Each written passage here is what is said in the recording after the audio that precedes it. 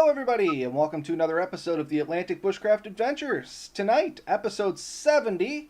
I think we're at 70 because because you were last week on your own because I was feeling under the weather. I had a little flare up there and it didn't go so great. But no, episode 70, and we just kind of want to come on quickly and wish everybody a happy Canada Day. As you see, we have Ben on the other side there with his little one, and from everybody here at my side that's already in bed, Happy New Year from us. Um, New Year. or not New Year, yeah, Canada Happy Day. Canada Sorry, Day.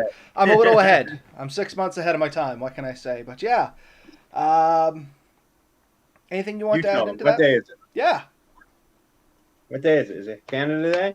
Yeah. Yeah? Can you say Happy Canada Day? Happy Canada Day. now see, isn't that the best way for somebody to say Yeah. Happy Canada Day? Like that right there Yeah. has to earn us some sort of cuteness award because that was just too sweet. Yeah, that's what we're going for today. Cuteness. Purely on cuteness. So I mean it was pretty good with just me, but with my daughter, it just blows it right out of the way. I have to say the ratings last week when it was you and your wife were better than they usually are with you and I. So Yeah? I'm seeing a problem here. I think. Do I have to trade you in for a wife? Oh, it's starting to look that way. Maybe I just become IT. But Well, in any case, yeah. So happy Canada Day to everybody. I hope you're enjoying your semi sort of lockdown Canada Day. I know things are different this year, but it seems like in the Atlantic provinces anyway, things are still going good. There's still discussions of things potentially opening up a little more towards the end of the week, and hopefully that allows people to get out and do a little bit more exploring. As always, be safe, follow the rules, and all that good stuff. And next week, we really hope that you join us because it's going to be, I think it's kind of segment two, is it not, Ben? Because we did journals as the first one. That was the first official one. So next week we are going to be doing our monthly gear. What are we calling it? Monthly gear. Year of the Month Club, I Yeah, guess. Gear of the Month Club, I guess. So, if you're not familiar and you didn't see 2 episodes ago or 3 episodes ago when we did the first one, basically we're going to be taking a piece of gear. Actually, you could probably explain it better than I can, Ben, because I'd stumble over it. You're more familiar. It's Ben's brainchild. I'm just playing along and hoping I can meet his expectations. Yeah, and we definitely we're not going to lie. We kind of stole this from a different type of group, but I don't know that anyone else is doing this for bushcraft on YouTube for sure. But we have 3 tiers of gear. So basically, your economic, so relatively inexpensive, your run of the mill road, like your average, and then usually one that's a bit more expensive, but what we think is definitely worth it for its price, although being of a higher end product. So what we're going to do is at once a month, we're going to choose 3 products that we think might be a good thing for you to purchase or obtain, and we get nothing out of this. There's no links or buy little one or anything, but basically it's 3 items. So the first one, like I said, was options for a bushcraft journal. Next week is going to be options for flashlights in the field, and then we'll come up with something else. And the next one, it could be relatively expensive, big items. So we may eventually do, say, sleeping bags or tents, or it could just be knives or backpacks, just different things that we think are good to have. And we're going to come up with a range. Because of the breadth, it's really going to be hard to say we're going to set the number at, say, 10, 50, and 100 as price ranges. But we're going to give what we think is reasonable prices for the product and its range. Did that kind of cover it well? Yeah, I think so. Like I said, I'm still kind of.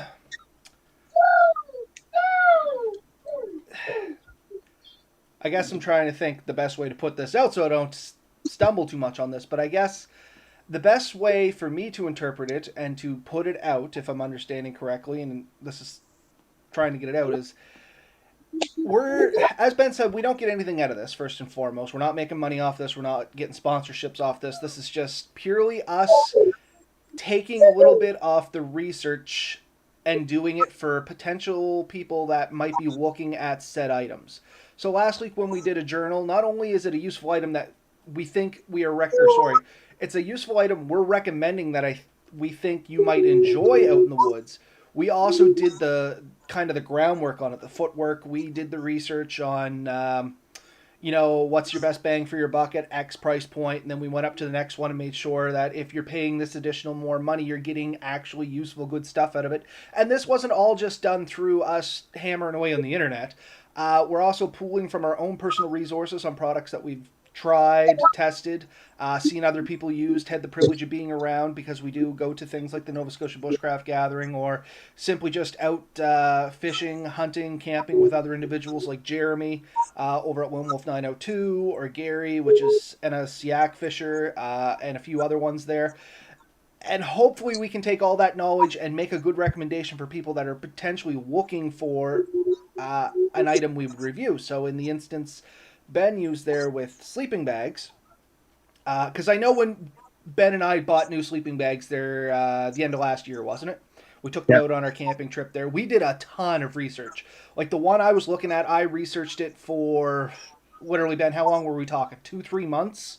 I It was was saying, oh, I months. think this is the one Yeah. I'm gonna get, and I keep looking at this and looking at that, and so it's a fairly in-depth process for some of these purchases and some of these items. So the idea behind this segment is to hopefully take it from months of research to maybe you can narrow it down a little bit more instead of having a broad amount of stuff, and we'll give the reasoning why we think said item is a good fit for X price point.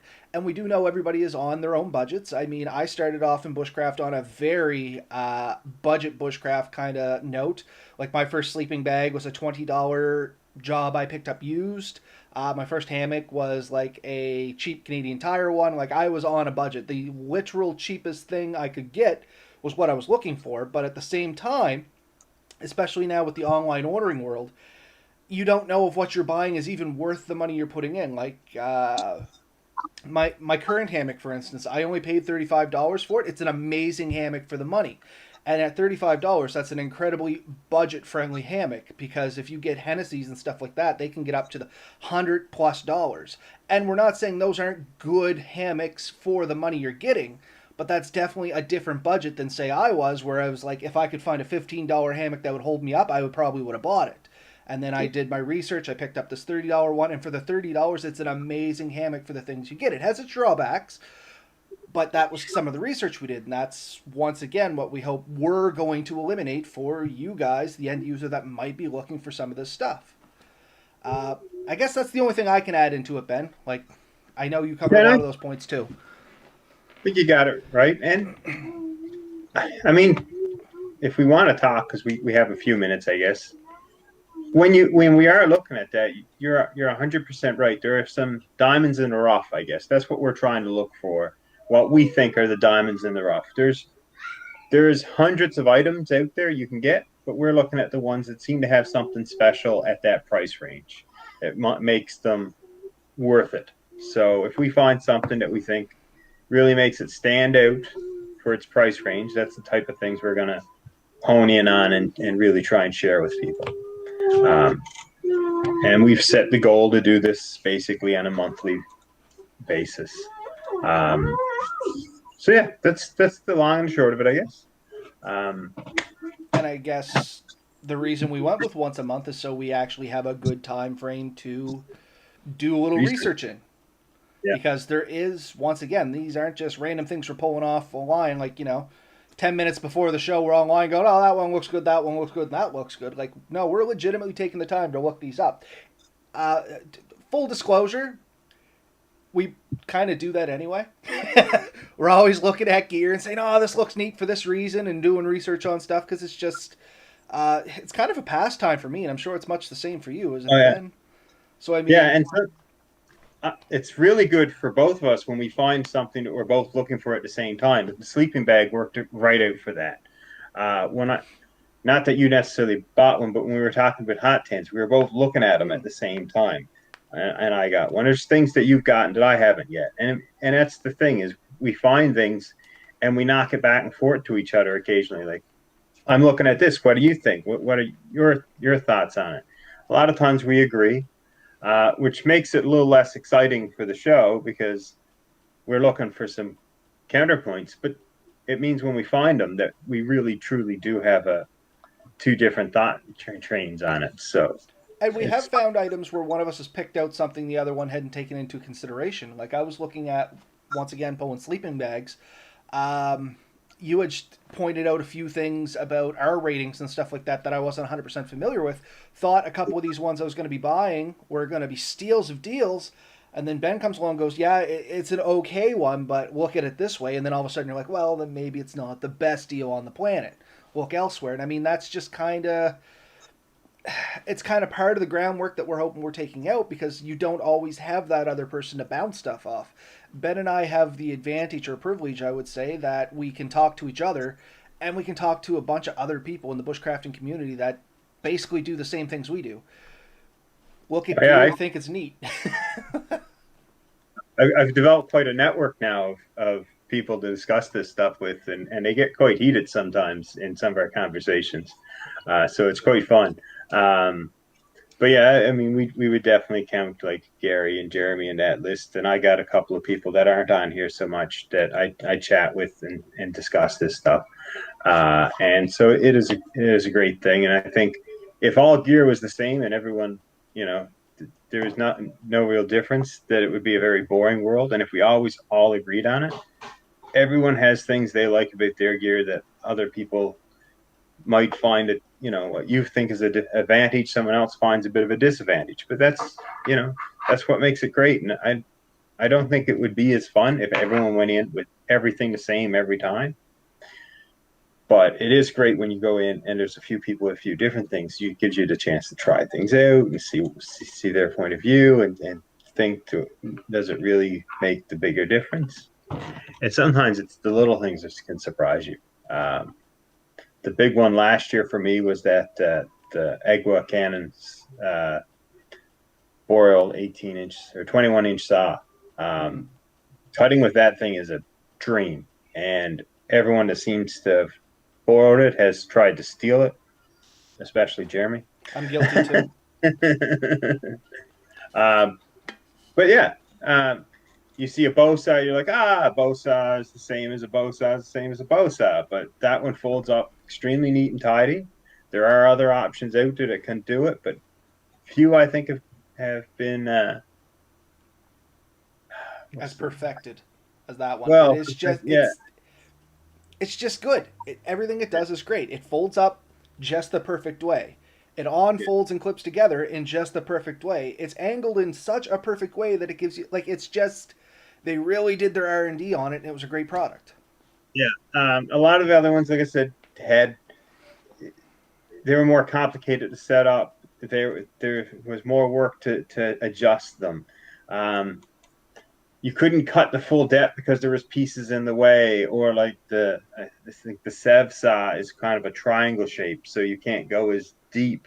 Yeah, at the very end, you're like going back and forth that far. It's like so.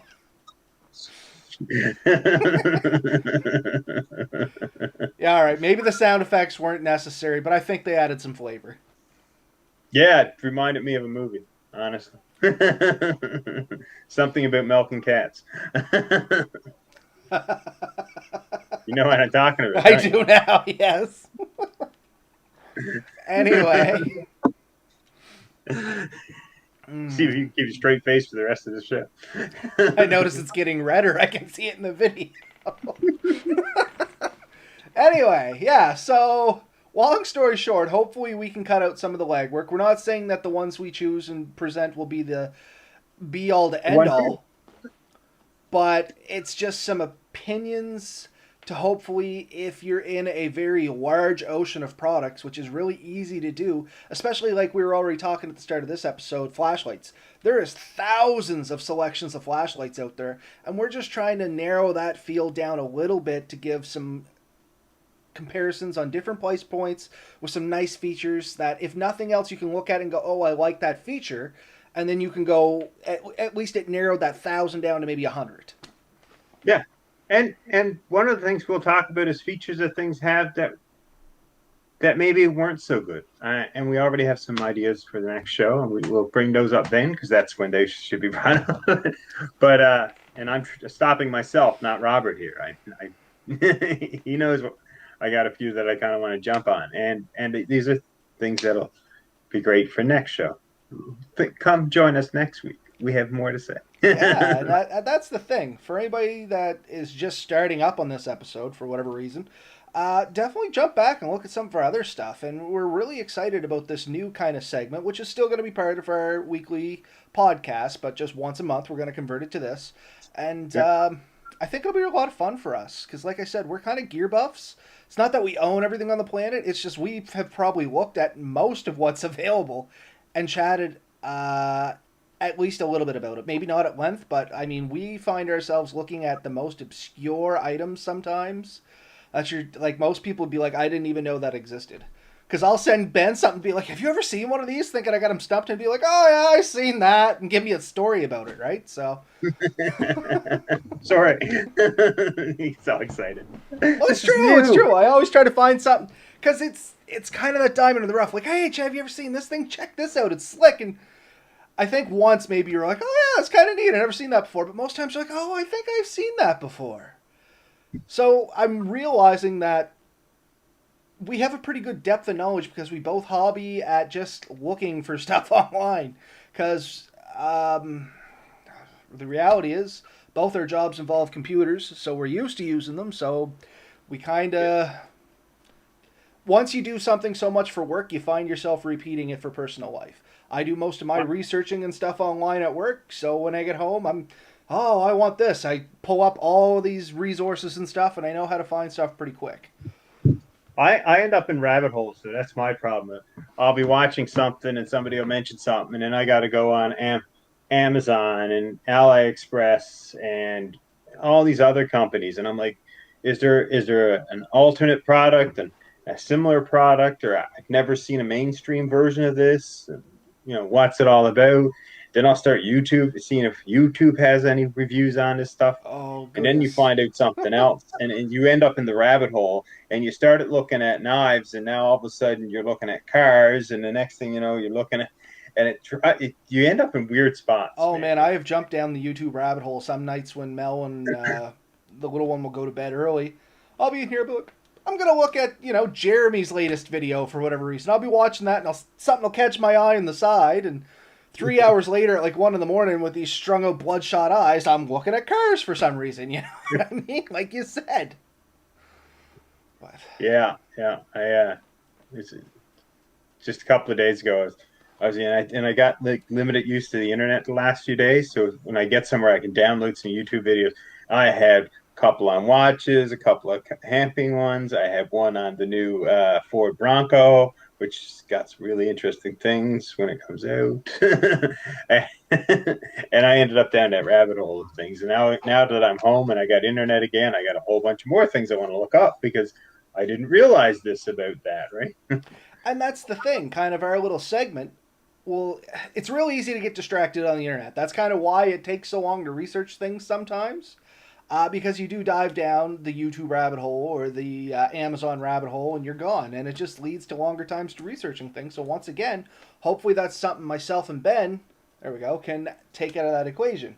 I always got to remember you're on the opposite side of my camera for some reason. Yeah, Mirrored, I everything's guess. mirrored. Yeah. But Yeah, I really part my hair on the other side. It's just you guys to see this at least the one. writing is all right side round. At least it is on me. There it is. Yeah, so you Yeah, can it is. actually read it. Yeah. But yeah, so I think that's it. We're kind of keeping it short and sweet tonight compared to most times because we figure most of you are out hopefully doing some fun Canada Day stuff, maybe having a few wobbly pops and watching some sky flowers. And Sky. you've never heard it called sky flowers before, man? Have you seen the new things they're doing with drones? Duh. Some places, because the fireworks make the noise and scare the dogs and the cats and the horses and all these other animals and stuff, there's a push to a more silent system. So I'm watching a video the other day. This is a YouTube rabbit hole, right? And there's a group out there that they do like synchronized drones. So the drones go up and they make like geometrical shapes, and they can spin out. They can change the colors and stuff. It's really cool. Okay, I'm gonna Uh, have to jump down that rabbit hole once this is over. 'Cause now I want to dead. see that. It's like dead sun. It's like a swarm of bees off in the distance, right? That'd Yeah, be freaky. yeah. I can't imagine. Like I don't. Yeah. Anyways, Anyway, you. rabbit hole for a different night. Actually, like Yeah. I said, I'm gonna check it out after this is over. But yeah, so once again, short, sweet, simple. Definitely check us out next week. We're really excited about that. Hopefully, you'll catch a lot of good information. Maybe if we have a few people on there, you guys can give us some opinions of things that we might have missed, or follow along with the products because we are intending to throw them up on the thing like we normally do, Ooh. like this, Oh. and that way you guys can see what we're talking about if you're joining us via video, and if you're listening to us on audio. You'll just have to use your imaginations, but we will provide links to the things that we talk about, of course, below our YouTube channel. So even if you are listening to us on audio, be sure to YouTube us. If you search Atlantic Bushcraft Adventures on YouTube, you will find us, hopefully.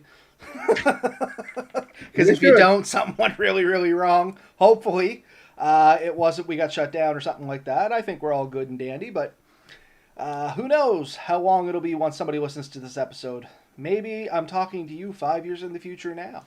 Freaky, right? But yeah, so go have your adult beverages, see your sky flowers, because you're not allowed to shoot personal ones off, at least here in Nova Scotia, because we're under fire ban.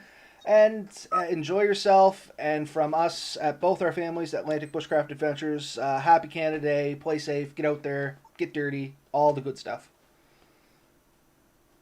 Happy Canada Day.